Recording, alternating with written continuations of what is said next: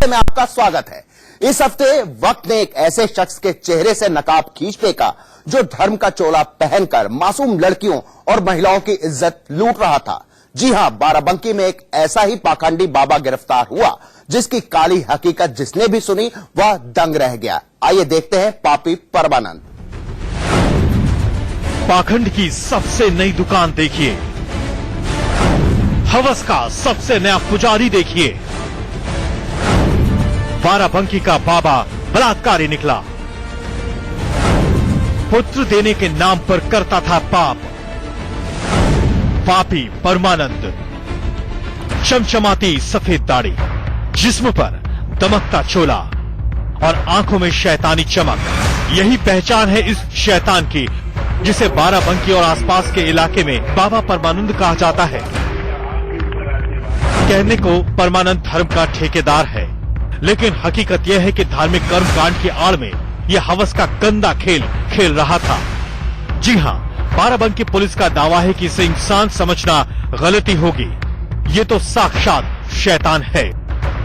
शैतान भी ऐसा जो पहले बे औलाद औरतों और लड़कियों को औलाद की उम्मीद देता और फिर उसी उम्मीद की आड़ में उनकी इज्जत लूट लेता।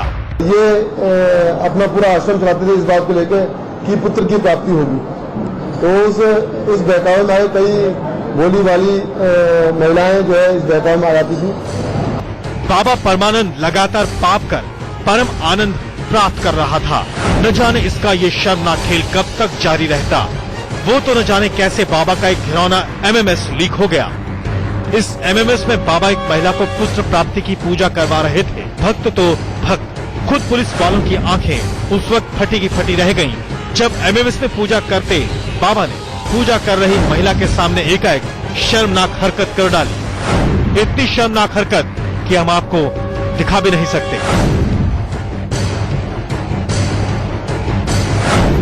बस फिर क्या था, एक पल में बाबा की हकीकत सामने आ गई। धर्म का नकाब खुद बाबा ने ही फाड़ फेंका। देखते ही देखते ये एमएमएस जंगल की आग की तरह फैला, लेकिन बाबा कम शातिर नहीं था। जैसे ही बाबा को उसके गुर्गों ने एमएमएस लीक होने की खबर दी, बाबा अंतर्ध्यान हो गया। जी हां, जब पुलिस एमएमएस की हकीकत जानने बाबा के आश्रम पर पहुंची तो पता चला कि बाबा तो अंडरग्राउंड हो गया है। तफ्तीश कर रही बाराबंकी पुलिस ने जब आश्रम की बारीकी से जांच की तो वो सच सामने आया कि पुलिस वाले सख्ती में आ गए। और आप यहाँ पे देखें, सैकड़ों ऐसी जगह जगह हर जगह जो है इस तरह के वस्त्र आपको बहुत आसानी से मिल जाएंगे, क्योंकि बाबा का असली चरित्र यही था, यही काम बाबा करता था। और आप देखिए, आपको पूरे जो बाबा का जो रहस्यनुमा जो महल है, जो घर है, उसमें हर जगह इस तरह के कपड़े आपको बिखरे हुए मिल रहे हैं। आप ये देखें, ये औरतों की जो हैं पेटीकोट हैं, आप देखिए हर जगह हर कमरे में आपको इस तरीके से बिखरे हुए मिल रहे हैं। जी हां, खुद को धार्मिक कहने वाले बाबा के कमरे से महिलाओं के अंडरगारमेंट्स बरामद हुए। इतना ही नहीं, बाबा शराब का भी शौकीन था। जब पुलिस के साथ इंडिया न्यूज के रिपोर्टर बाबा की लंका में दाखिल हुए तो शराब की बोतलों ने सारी कहानी खुद बयां कर दी। बाबा की एक और अलमारी को खोलते हैं और आखिर देखते हैं कि आखिर उसमें क्या है। ये आप देखिए, सारी महिलाओं के कपड़े भरे हुए हैं और एक तिजोरी भी छोटी है। और इसमें देखिए आपको क्या दिखाई पड़ता है, इसमें शराब रखी हुई है। यानी बाबा शराब सबका शौकीन था। और ये दिखाई पड़ता है, ये आधी बोतल है, यानी आधी बोतल बाबा ने कभी पी होगी। और शायद ये सारी ऐसी बातें हैं जो आम लोगों को नहीं पता है। बाबा ने महिलाओं को फंसाने के लिए आश्रम में ऐसा फुल प्रूफ जाल फैला रखा था जिसके बारे में जानकर खुद जेल में बंद आसाराम भी जल भुन गए।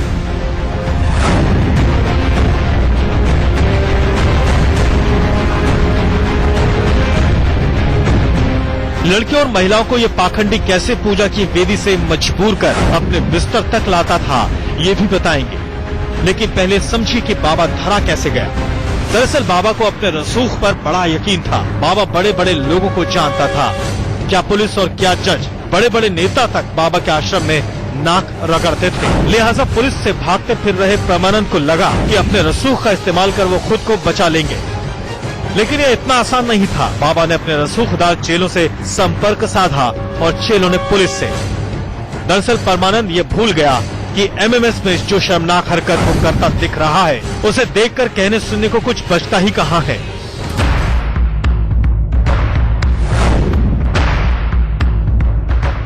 अब बाबा पुलिस की गिरफ्त में आए तो चेहरे की चमक और कपड़ों में लगा कलफ सब छूमंतर हो गया। बाबा से पुलिस ने पूछताछ की तो हकीकत और भी शर्मसार करने वाली निकली। दरअसल बाबा सिर्फ बलात्कार ही नहीं करता था, बलात्कार का वीडियो भी बनाता था और फिर उस वीडियो के जरिए वो पीड़िता का पैसा और जिस्म बार बार नोचता था।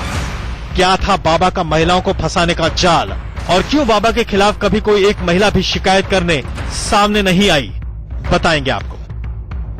अनुराग श्रीवास्तव और रवि शर्मा के साथ अरविंद चतुर्वेदी, लखनऊ, इंडिया न्यूज। अब सुनिए कि ये बाबा महिलाओं को फंसाता कैसे था।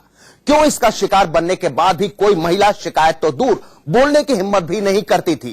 क्यों इसके चंगुल में फंसने के बाद महिलाएं और लड़कियां बार बार अपना जिस्म नुचवाने इसके पास पहुंच जाया करती थी। बहुत लंबी है इस बाबा की पाप कथा, एक अध्याय और देखिए। तफ्तीश में बाराबंकी पुलिस को पता चला कि परमानंद तो आसाराम का अनन्य भक्त था। जी हां, खुद भले ही वो आसाराम से कभी ना मिला हो, लेकिन चल वो आसाराम के रास्ते पे ही रहा था। कैसे लड़कियों को फंसाने के लिए इसने आसाराम की ही तरह गुर्गों की एक फौज और सिस्टम बना रखा था। ये जानकर आप भी यही कहेंगे कि बाबा परमानंद आसाराम से किसी भी मामले में 19 नहीं है।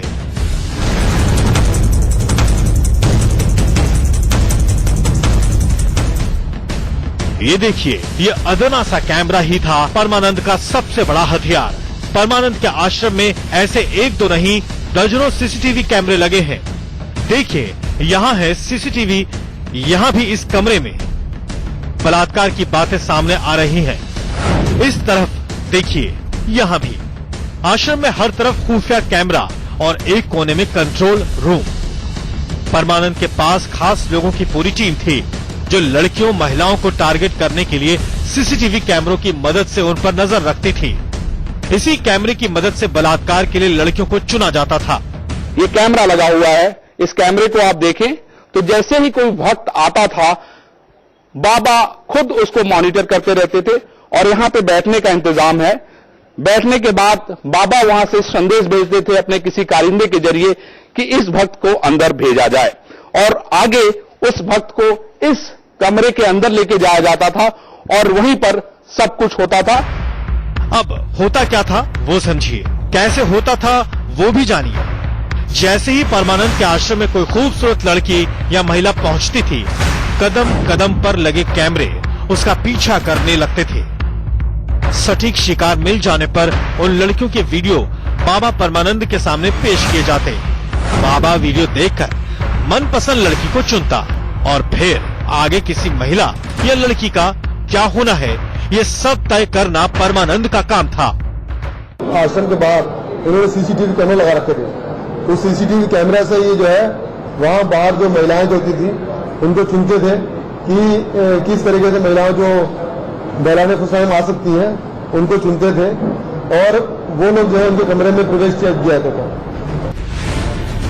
परमानंद अच्छे घरों की उन महिलाओं को सबसे पहले टारगेट करता था जिनकी गोद शादी के कुछ सालों बाद भी सूनी होती थी।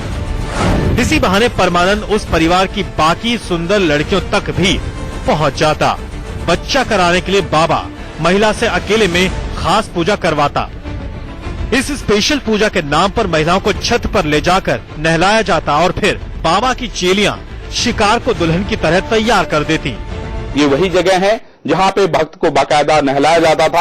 आप ये देखिए, ये चारों तरफ से घेरा गया है और मैं समझता हूं कि इसकी बाकायदा मॉनिटरिंग होती रहती होगी। ये जांच का विषय है कि आखिर बाबा किस तरीके से मॉनिटरिंग करवाता था। लेकिन ये देखिए, बड़ी जगह बनाई गई है और यहाँ पे जो भी महिला भक्त आते थी उनको यहाँ पे नहलाने के बाद आगे बाबा के यहाँ अंदर भेजा जाता था। नहलाने के बाद लड़कियों को एक गुप्त रास्ते से परमानंद के कमरे तक ले जाया जाता। अपने कमरे तक आए अपने सजे धजे शिकार को देखकर परमानंद पूजा शुरू करता और फिर बीच पूजा में अश्लील हरकतें करने लगता। पूछताछ में पता चला कि पूजा तो बहाना थी, लेकिन शिकार को नहलाना और अपनी पसंद के कपड़े पहनवाना बाबा अपनी खुशी के लिए करता था। हम इसमें बाबा के छत पे हैं। आप देखिए महिलाओं के कपड़े बिखरे पड़े हैं, अंदर के वस्त्र बिखरे पड़े हैं, साड़ी बिखरी पड़ी है, ब्लाउज बिखरा पड़ा है। इससे ये पता चलता है कि आखिर यहाँ पर क्या होता था और बाबा उन महिलाओं के साथ क्या करता था। इंडिया न्यूज का कैमरा परमानंद के उस गुप्त कमरे में पहुंचा जहां स्पेशल पूजा के नाम पर रोजाना लड़कियों और महिलाओं का बलात्कार होता था। ये दूसरा कमरा था, छोटे से तहखाने की तरह। इसी कमरे में बाबा अपने भक्त से मिलता था। आप देखिए एक कैमरा रखा हुआ है, किस तरीके से कहां से जो भक्त यहां पर बाबा के पास आती थी उसके साथ उसका वीडियो बनाया जाता था और वीडियो बनाए जाने के बाद बाबा का ब्लैकमेल का सिलसिला शुरू होता था। सिर्फ इतना ही नहीं, परमानंद एक साथ कई महिलाओं और लड़कियों का शिकार करता था। बलात्कार के बाद परमानंद जो करता था वो भी कम चौंकाने वाला नहीं है। अनुराग श्रीवास्तव और रवि शर्मा के साथ अरविंद चतुर्वेदी, लखनऊ, इंडिया न्यूज। वक्त है एक छोटे से ब्रेक का, आप बने रहिए हमारे साथ।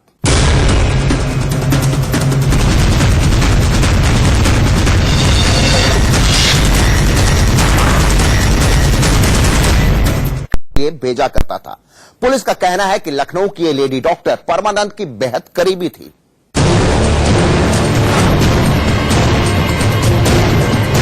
परमानंद के पाप कांड में शामिल जो नया नाम सामने आया है उसने बाराबंकी और लखनऊ से लेकर दिल्ली तक सबको सत्ते में डाल दिया है।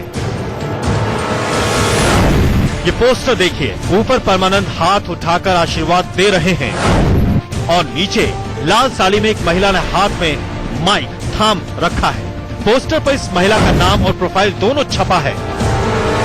Doctor Sudha Singh, MBBS, MD। Doctor Sudha Singh Lucknow की जानी मानी महिला सोनोलॉजिस्ट हैं।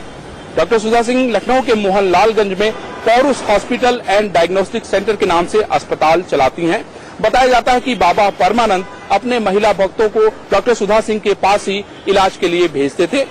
डॉक्टर सुधा सिंह पर आरोप है कि वो बाबा द्वारा भेजे गए भक्तों का लिंग डिटर्मिनेशन के जरिए ये पता करके बताती थी कि महिला के पेट में पल रहा गर्भ लड़का है या लड़की। जी हाँ, बाबा परमानंद अपने जिन महिला भक्तों को संतान सुख का आशीर्वाद देते थे उनका गर्भ परीक्षण डॉक्टर सुधा सिंह के अस्पताल में ही किया जाता था।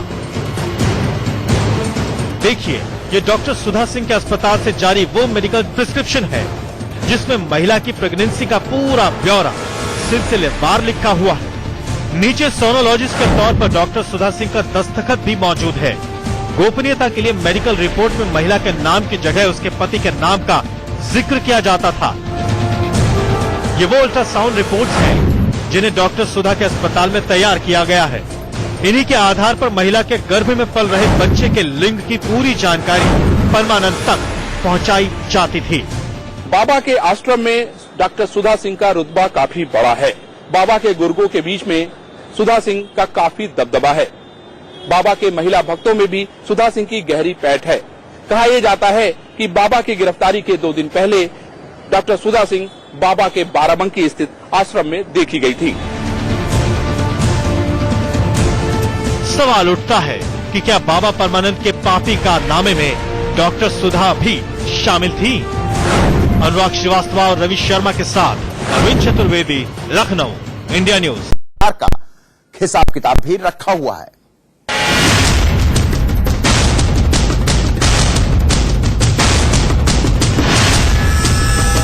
इस अय्याश बाबा के पाप का घड़ा फूट चुका है और बाबा सलाखों के पीछे पहुंच गया है। इंडिया न्यूज इस डर्टी बाबा पर एक और सनसनीखेज खुलासा करने जा रहा है। पुलिस को तफ्तीश के दौरान बाबा के आश्रम से एक डायरी बरामद हुई। इस डायरी में बाबा की पाप कथा दर्ज है। ये वही डायरी है जिसमें बाबा परमानंद अपने भक्तों का लेखा जोखा रखता था।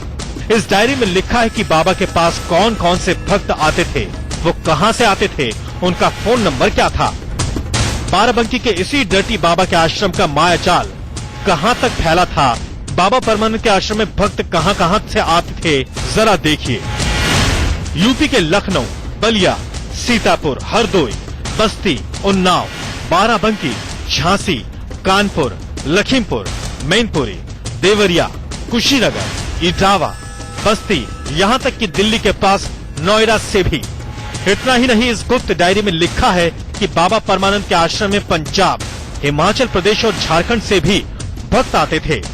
आपने देखा कि महिलाओं को जाल में फंसाने का बाबा परमानंद का नेटवर्क हिंदुस्तान के कई राज्यों में फैला था। हालांकि बाबा परमानंद की ये गुप्त डायरी करीब 4 साल पुरानी, यानी साल 2012 की है। 4 सालों में बहुत कुछ बदल चुका है। इस अय्याश बाबा की संपत्ति से लेकर रसूख तक में कई गुना इजाफा हुआ है। ऐसे में अंदाजा लगाया जा रहा है कि इस डर्टी बाबा का मायाजाल देश के कोने कोने में फैला होगा। अनुराग श्रीवास्तव और रवि शर्मा के साथ अरविंद चतुर्वेदी, लखनऊ, इंडिया न्यूज। तो इस हफ्ते में आज बस इतना ही। अगले हफ्ते फिर होगी मुलाकात। तब तक आप देखते रहें इंडिया न्यूज। नमस्कार।